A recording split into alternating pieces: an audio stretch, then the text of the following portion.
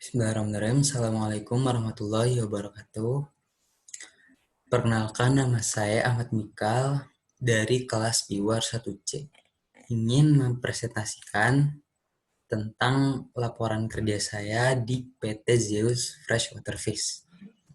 Sebelum itu saya akan menceritakan profil singkat tentang PT Zeus Freshwater Fish ini. Nah, PT Zeus Freshwater Fish telah berdiri selama 5 tahun, sejak 2015. Perusahaan ini bergerak dalam bidang produksi makanan, yaitu ikan-ikan air tawar. Nah, dengan menggunakan merek dagangnya, yaitu Arwaksa, PT Zeus Freshwater Fish ini berhasil menjadi salah satu perusahaan budidaya terbesar di Indonesia.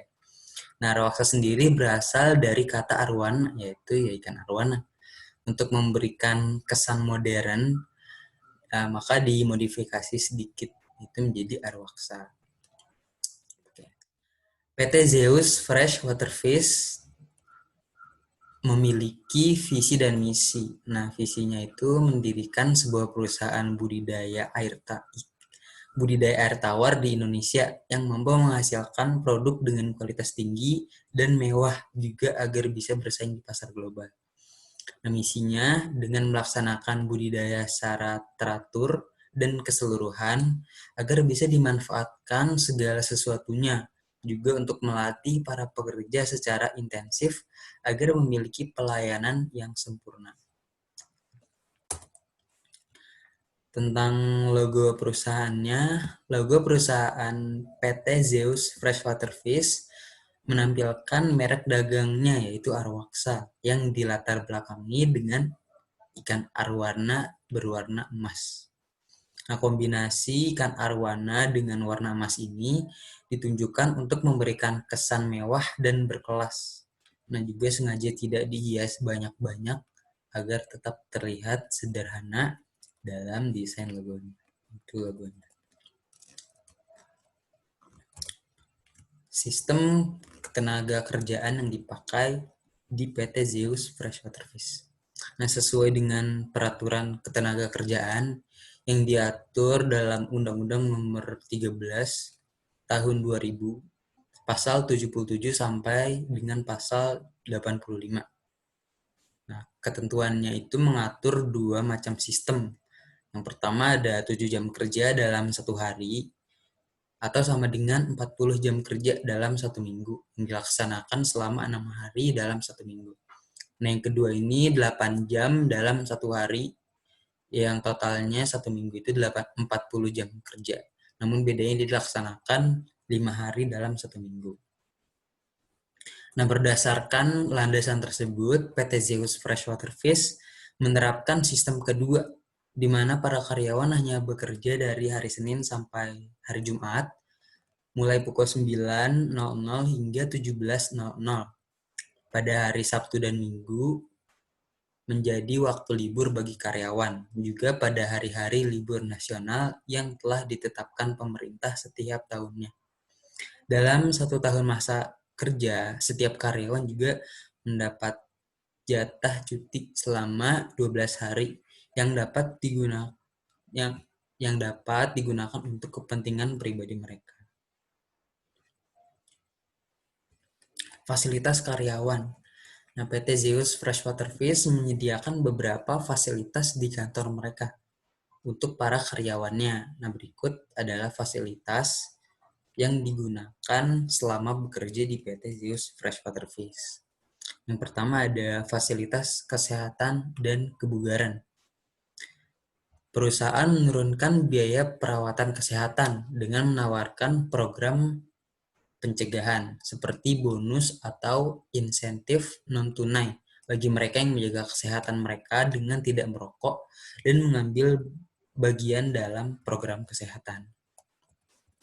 Yang kedua, pensiun dan tabungan perencanaan. Tabungan pensiun dan manfaat perencanaan dari perusahaan karyawan, sehingga karyawan menjadi lebih bertanggung jawab untuk tabungan mereka dan pinjaman rencana selama 5 tahun terakhir. Struktur organisasi. Yang pertama ada CEO atau Chief Executive Officer.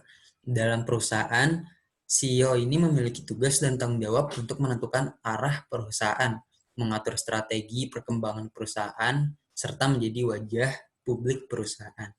Kedua ada Investor Relations. Posisi ini memiliki tugas untuk menentukan peluang dan mendapat investasi dari para investor, baik dalam negeri maupun luar negeri.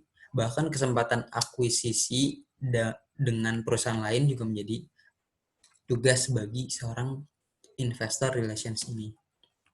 COO, COO, Chief Operating Officer. Secara umum, tugasnya adalah memastikan perusahaan berjalan sesuai regulasi yang telah ditetapkan, mengembangkan kualitas SDM, serta membantu menetapkan kebijakan bagi setiap divisi dalam melakukan inovasi kerja. Nah, COO ini merupakan posisi tertinggi dalam bidang operasional perusahaan. Kemudian ada Chief President Supply Chains. Posisi ini memiliki tugas untuk mengkoordinasi bagaimana jalannya pendistribusian, jalannya kegiatan produksi, pergudangan, layanan pelanggan, serta kualitas produk yang tetap baik saat sampai di tangan pelanggan. Yang terakhir ada CFO atau Chief Financial Officer. Nah, seorang CFO memiliki tugas dan tanggung jawab dalam pengawasan keuangan perusahaan. Strategi ekonomi dan kebendaraan juga menjadi tanggung jawab CFO ini. Kemudian ada uraian pekerjaan, yaitu uraian pekerjaan praktikan magang, itu saya sendiri. Nah, saya sendiri lebih spesifiknya dalam bidang marketing. Nah, saya memulai pelaksanaan kegiatan kerja pada tanggal 6 Juli 2020 sampai dengan 7 Desember 2020, sekitar 5 bulan. Nah, saya ditempatkan pada bagian marketing dan dibimbing oleh Bapak Riko Tampenawas selaku Head Division Marketing.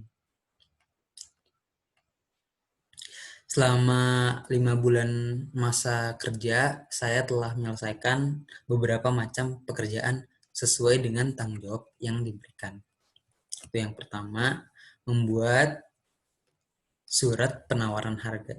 Surat penawaran harga diperuntukkan bagi restoran retail yang ingin menjual produk Arwaksa maupun bagi para franchiser. Surat ini berisi rincian harga dan kuantitas barang yang telah ditentukan oleh perusahaan. Kedua, ada promosi, melakukan promosi. Promosi produk-produk Arwaksa dilakukan tidak hanya melalui media massa seperti televisi atau brosur, tapi juga dilakukan dengan media sosial. Tiga, ada membuat proposal. Proposal yang akan digunakan ketika meeting baik dengan investor maupun pemilik toko-toko retail menjadi tanggung jawab praktikan. Proposal dibuat dengan isi rinci mengenai spesifik produk. Yang terakhir ada riset pasar. Inovasi sangat penting bagi kelancaran bisnis. Hal ini berlaku juga pada PT Zeus, sehingga riset pasar dilakukan selama 1 kali setiap 3 bulan guna mengetahui minat masyarakat. Nah, selama kegiatan magang ini saya juga mengalami beberapa kali permasalahan. Nah, baik dari saya sendiri, internal ataupun eksternal dari lingkungan.